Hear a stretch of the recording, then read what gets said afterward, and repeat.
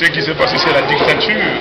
Ce qui s'est passé, c'est les méthodes des djihadistes qu'on est venu utiliser ici au Congo. On a commencé à enlever nos militants. On est parti intimider le prêtre. On est parti arrêter même des gens, des particuliers, chez qui nous avons réservé des salles pour animer nos conférences débat. Ce n'est pas possible. Donc on veut intimider les Congolais. Aujourd'hui, nous nous sommes dit qu'il y a le sang des Congolais qui était versé la semaine du 19 au 25 janvier.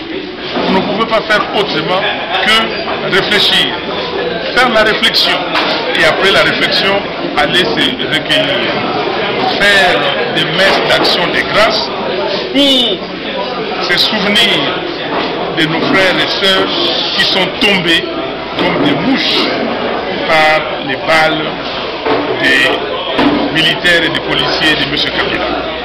Donc, ils nous ont empêchés, mais ils pensaient, ils croyaient nous empêcher. Mais nous avons réussi à certains endroits, comme ici au Phonus, nous avons fait, comme à Sangamamba, nous avons fait, et dans quelques endroits. Parce que notre témérité, notre volonté ne peuvent pas être ébranlées par la dictature de M. Kabila.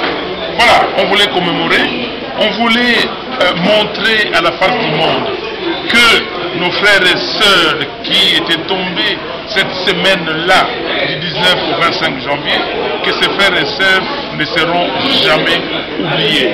Comme on n'a jamais oublié Lumumba, et eux aussi ne seront jamais oubliés. Combien de personnes interpellées ou arrêtées justement? D'après le monitoring, nous avons déjà une centaine de nos militants, nos adhérents et nos compatriotes qui sont arrêtés par les djihadistes. Donc c'est comme ça qu'ils les appellent. Parce que vous ne pouvez pas prendre des gens et les enlever et les amener à des endroits inconnus. Et ces gens ont des téléphones. On les appelle, ils ne répondent plus. À Delvaux, on a enlevé plus de 25 personnes. À Kalouka, on a enlevé plus de 10 personnes. À Mongafula, même. Donc partout, on a enlevé des gens. À Kingaboua, partout. Donc comment voulez-vous vivre dans un pays où certains citoyens, quand ils sont dans l'opposition, ils n'ont plus de droits? Dernièrement, nous avons vu la mouvance kabiliste avec ses membres défiler ici, défiler pour réclamer des dialogues d'après eux. Mais qu'est-ce que nous avons fait? Où était la police pour aller interdire ces membres-là de ne pas défiler? Où étaient les militaires pour enlever ces gens-là?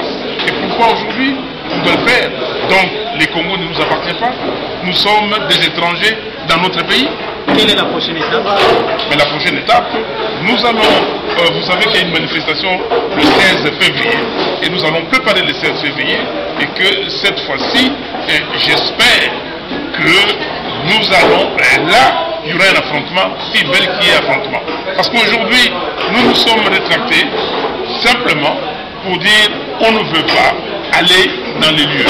Les militants nous attendaient, on nous a appelés et en cours de route, on nous a prié vraiment de repousser chemin.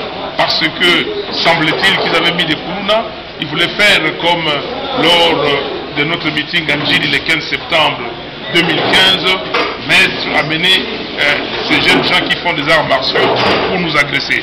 Mais nous n'avons pas cédé à la panique, nous n'avons pas cédé à la provocation et nous disons que nous allons reprendre et il y a des manifestations qui vont être organisées dans les jours à venir. On aura des déclarations.